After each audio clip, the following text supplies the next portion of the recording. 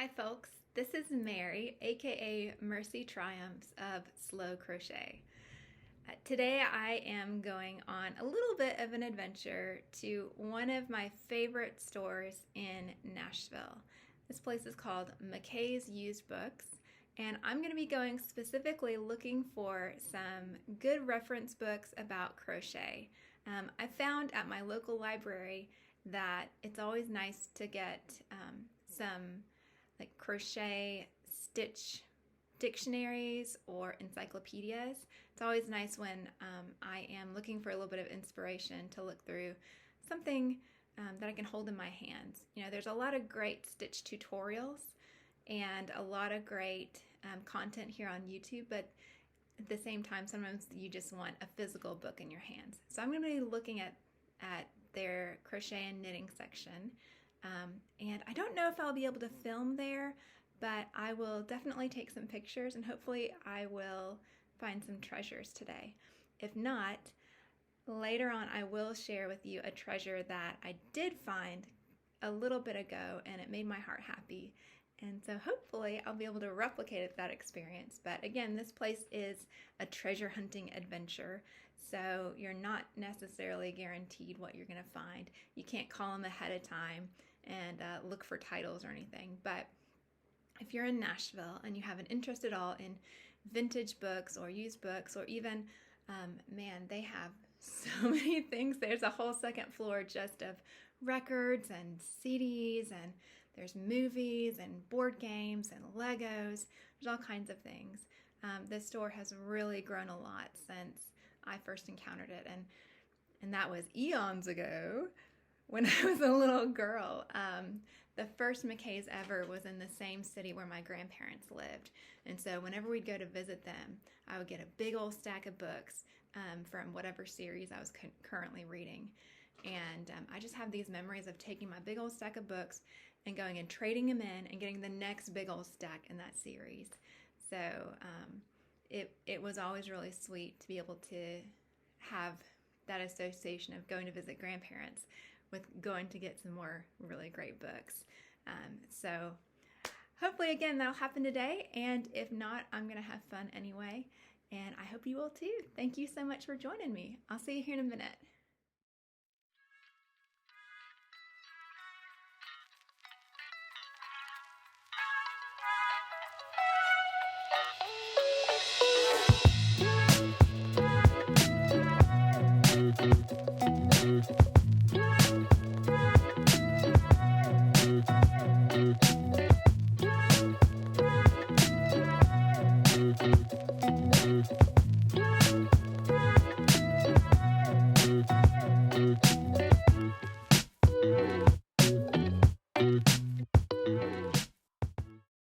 Well, folks, I am there and back again. I went to McKay's, and hopefully you were able to get a sense of the the experience of that store.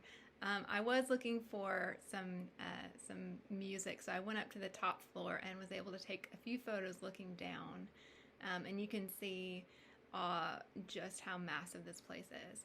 Now, massive as it is, it's also quite well organized in my opinion. It's not exactly Dewey Decimal System, but they do have all of their shelves and aisles very well labeled. You can see where different sections start, and in each of the bookshelves they're kind of broken down into cubes, and each shelf is about 4 to 5, maybe 6 cubes high. Maybe you can look in the picture and count.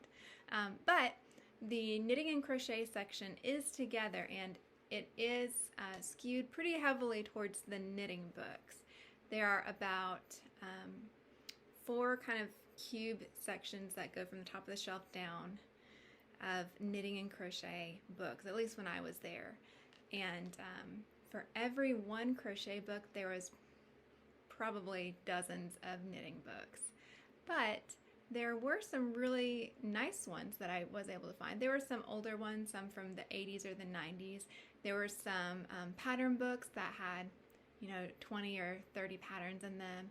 And there were some little thin, like 50-cent books about how to crochet and different topics within there. So it is an interesting look. I did not look at any of the books that had knitting and crochet together.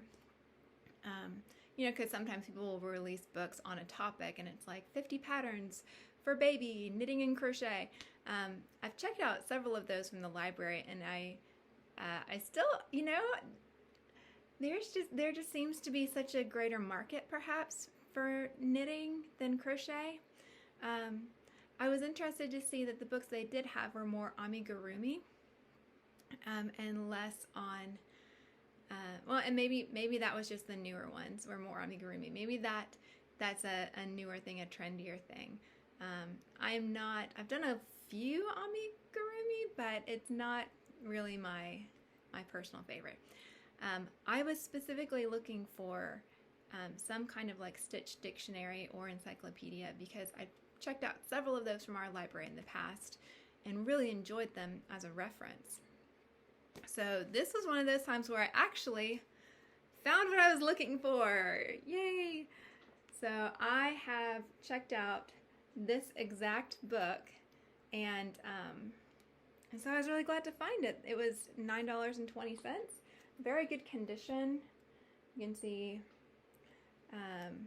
no real damage to speak of, and I'm excited. I'm excited to have this as a point of reference, because with this you can find your stitch multiples. You can kind of, if you're doing like sampler projects, or if you just want to kind of push your understanding and try to, you know, not wanting to reinvent the wheel, but build on someone else's work. Like, what are some possibilities within the bounds of crochet? Just some ideas. So I'm happy to have this. It's going to go on my shelf next to another book that I found a while ago at the same place. And this is the Mary Frances Knitting and Crochet book. So this, you can see I've already started, I've been reading into it. But this is a reprint of a book that originally came out in 1918. And so this is a reprint from 1997. And so I'm looking forward to getting into this book a little bit more, not necessarily to learn a whole lot new, but just to kind of experience a little bit about what people wanted their children to know about knitting and crochet. And I'm starting in the crochet part, but how has culture changed, and what were the types of things that people were crocheting in 1918 or teaching their children to crochet. I may get into the knitting part of that later, but this is a long-term thought process. But still, I thought it was really interesting that this is one of those types of things that you could find, an unexpected treasure from McKay's as well. So that is my little spiel on that. The checkout line was a little long, and I brought some yarn and a hook with me, so I was able to start a new project, and I will get into that a little bit later. But thank you so much for being with me today. If you've enjoyed this little blip of life, please do all the standard YouTube things: share, comment, subscribe, bell notification, like. If I'm not your cup of tea, thank you so much for listening this long. I really appreciate it, and hopefully I will see you soon. Bye.